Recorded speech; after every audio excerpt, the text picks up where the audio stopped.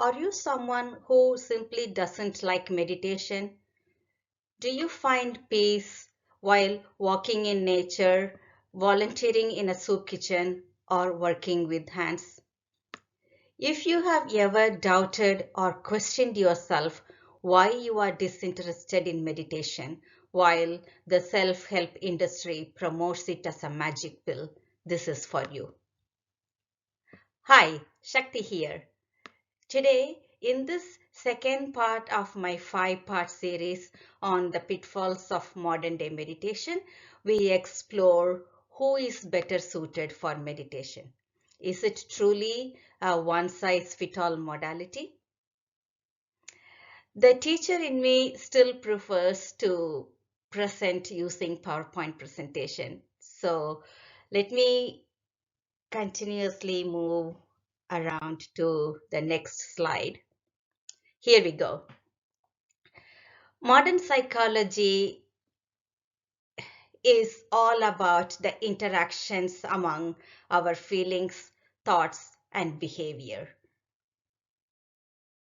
If you think about it, that's all the human system is all about, right?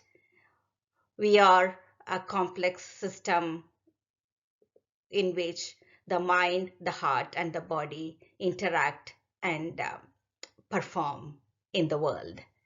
So it seems common sense to me that each of us is naturally inclined toward one of these three aspects: feelings, thoughts, or action, either singularly or collectively, together in combination. Therefore, our approach to inner peace must match our primary functional orientation. What do I mean? In correlation to feelings, thoughts, and behavior, based on ancient Indian tradition, I am presenting here 3 different orientation. The first is action-oriented path. You can call it a somatic or service path. For some, mind doesn't find peace by sitting still. It finds peace through rhythmic, purposeful action.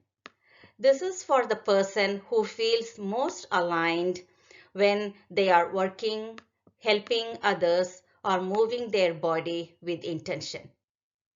They focus on flow states and service to quiet their inner noise. The second is feeling-oriented path. You can call it as emotional or relational path. If your mind is driven by your heart, trying to think your way out of anxiety will not work. This path is for the person who finds stability through connection and emotional expression. They use the power of their heart, such as music, arts, or sense of gratitude or meaningful relationship, to create a sense of safety. The last is the thought-oriented path. You could call it as cognitive and inquiry path.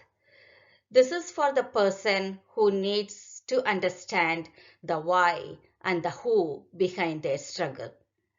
If you have a strong relationship with your thoughts and can observe them analytically, traditional meditation is an excellent methodology for you.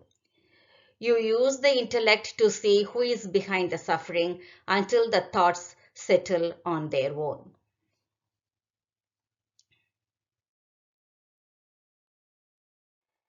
How do you know which orientation do you have? So I have 5 questions here, and for each question there are 3 options, A, B, and C. If you can grab a pen or have a mental note of which option would you choose, it is useful for you for my later discussion. So, are you ready? The first question. How do you process a difficult day? A, I need to do something physical. clean, exercise, or fix something. B. I need to talk to someone I trust or sit with my emotions. C. I need to analyze why it happened and look at the logic. Question 2. What makes you feel most at peace? A. Being productive or being on service to others. B. Feeling a sense of devotion, love, or deep connection. C. Gaining a new insight or understanding a complex truth. Question 3. When you try to meditate, what is the biggest distraction? A. Physical restlessness, body wants to move or do. B. Emotional waves, you get caught in moods or longing. C. A mental loop, my brain won't stop analyzing and planning. Question 4. Which phrase resonates with you most? A. Work is worship. B. Love is the answer. C. Knowledge is freedom. Question 5. How do you prefer to learn something new? By doing it, hands-on practice and trial and error. B. By connecting with the teacher or the heart of the subject. C. By reading the theory and understanding the system.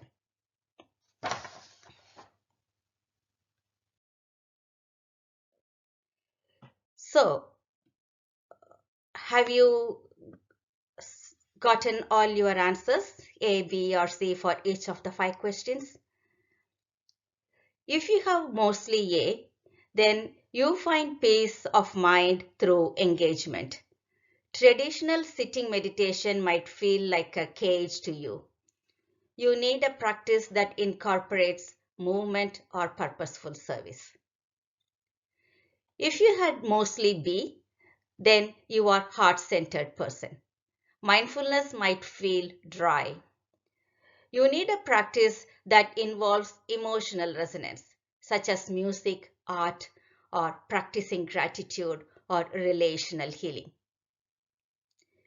If you had mostly C, your mind is analytical. You have good relationship with your thoughts.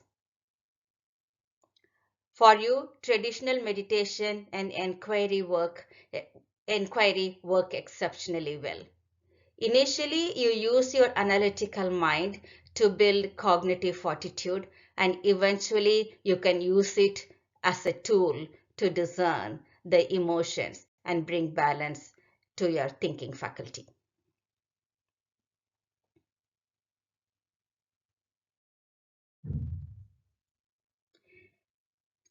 Even though I separated the human functioning as thoughts, feelings, and actions, in reality, we are an integrated system, aren't we?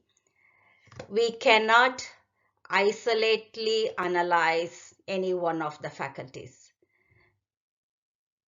The heart, mind, and body work as a closed loop system.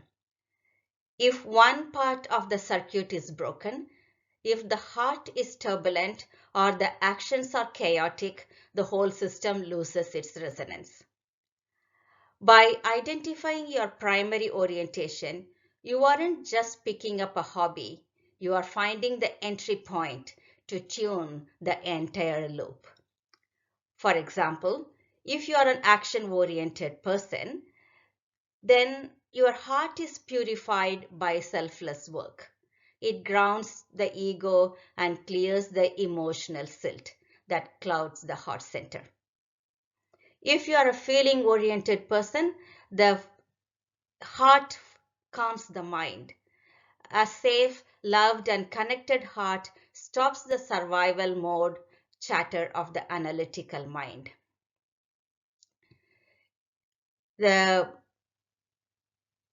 For the person who has thinking as their main orientation,